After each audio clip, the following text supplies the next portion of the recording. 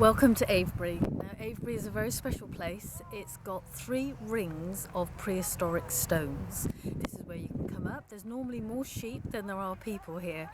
Very different experience to Stonehenge. Now, one of the beauties of Avebury is the mystery that surrounds it.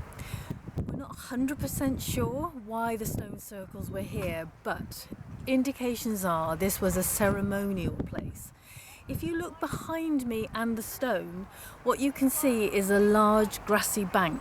Now, originally that grassy bank would have been about 55 feet high. It dips right down, but you may notice that the bank is actually higher than where I'm stood with the stones. So this wasn't a defensive place, because why build a bank that's higher, easy to attack? This was for people to either view something or live and look at something. The stones themselves, we've obviously done lots of excavations over the years, and human remains have been found, animal remains have also been found, that we do believe it was known as a sort of ceremonial sacrificial place. Now, we've already seen the avenue leading into the stone circles themselves. That was the avenue to the south. There was a similar avenue to the north as well, both of them with huge stones at their entrance, which must have been impressive at the time. But the type of soil that we have here is very much chalk soil. So that mound behind me today looks very grassy, but when it was first done, that would have been a brilliant white colour, just adding to the atmosphere. Situated on the North Wiltshire Downs in one of Britain's most recognisable monumental landscape, the Great Stone Circle of Avebury is truly enormous.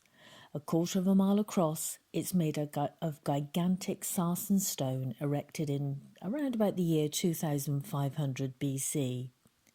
The Great Circle once had about 100 stones within it, with 2 small circles of about 30 stones each. Surrounding the circle is a massive henge, a 9-metre deep ditch with an outer bank. Now, the monument had 4 entrances, which today have roads passing through them. Inside the circle is a village with shops and a pub. From 2 of the entrances, double rows of standing stones ran for several miles across the landscape. One of these, the West Kennet Avenue, has been partially restored, but the other avenue, unfortunately, only 2 stones survive. Avebury fell into ruin with many of its stones toppled in the medieval period. The stones would actually be toppled and then buried. In the 1700s, more of its stones were broken into pieces and used for building. It was partly restored in the 1930s by Alexander Keeler, a millionaire with a passion for archaeology.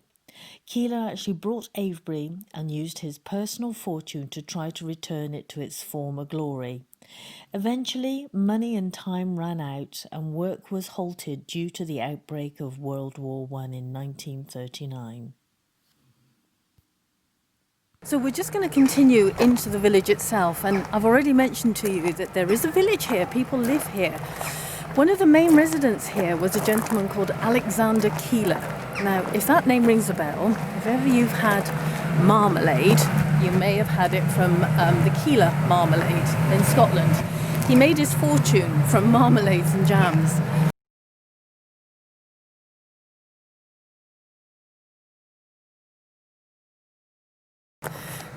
So Alexander Keeler was a huge fan of being an archaeologist, loved this area, loved it so much, he actually used his wealth to purchase the whole land. He wanted to protect the area. Now, by doing that, he was going to live in the village, and he actually moved into the manor house, Avebury Manor House, which is just behind me. But what you may be able to notice is this beautiful tithe barn. Now, the tithe barn has got the thatch roofs, and this was actually used for all the crops to come into. You can see the big wide doors. The doors had to be that wide to enable horses and carts to come in. And this is where the crops would actually be stored during the harvesting, obviously to last the village for the whole of the winter.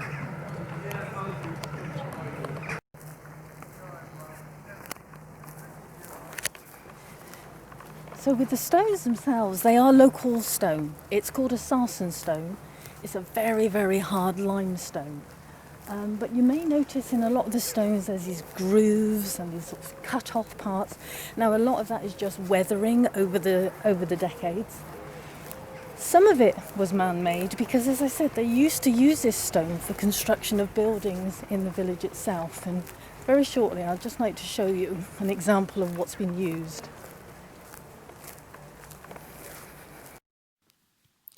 Like the sarsen stones of Stonehenge, Avebury stones have long been assumed to have been transported from the nearby Marlborough Downs, where vast natural drifts cover the ground.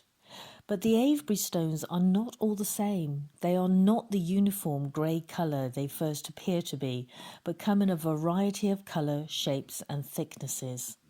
The stones must come from several sources, from distinctly different batches of sarsen.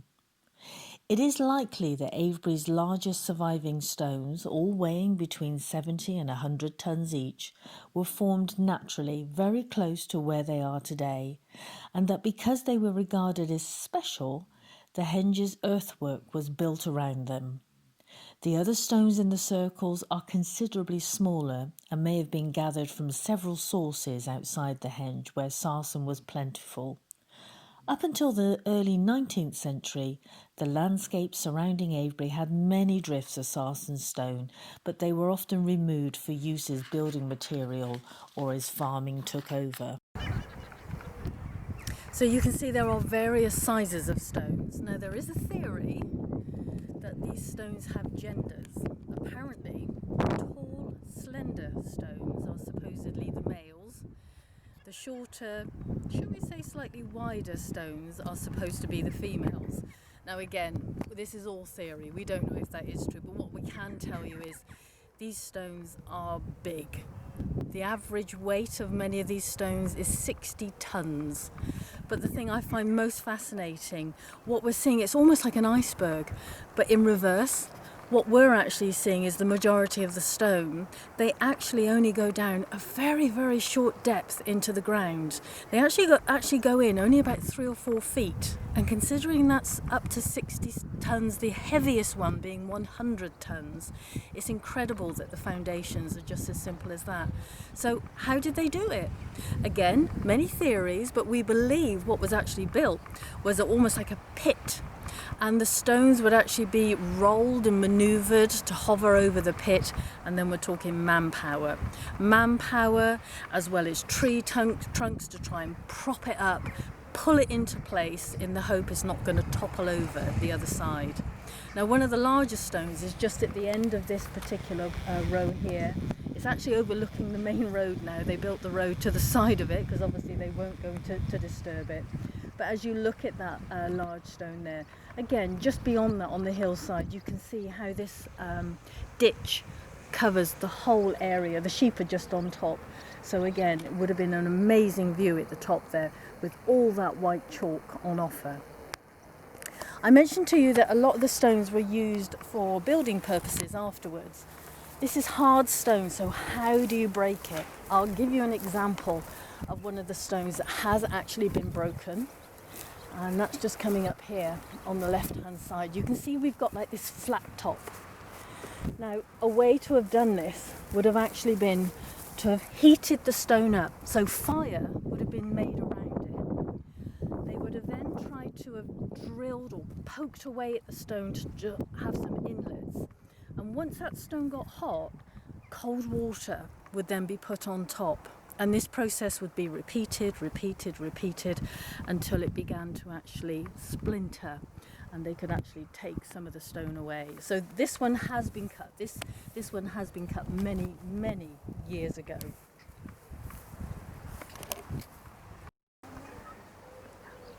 I'm really keen to tell you about this particular stone. This particular stone is known as the Surgeon Stone. It was during the 18th century. Christianity was the main faith in England at this point. And anything to do with worshipping of the devil was considered to be a taboo subject.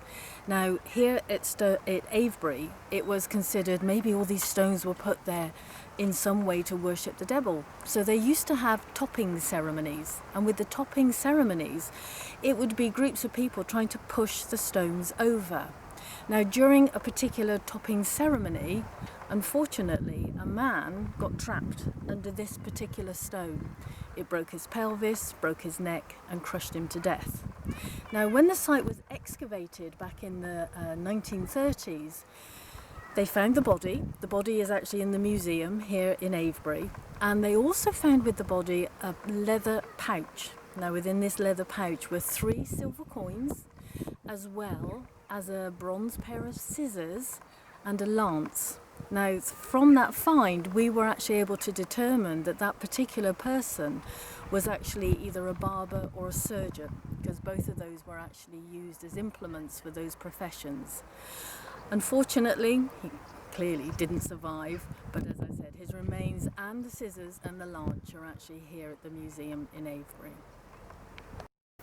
So here at Silbury Hill, I don't know if you know, it's actually Europe's largest prehistoric mound.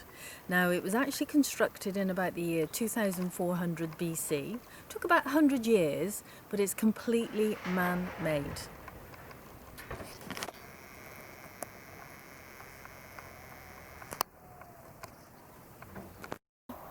As we mentioned, it's part of various prehistoric and Neolithic sites in this local area.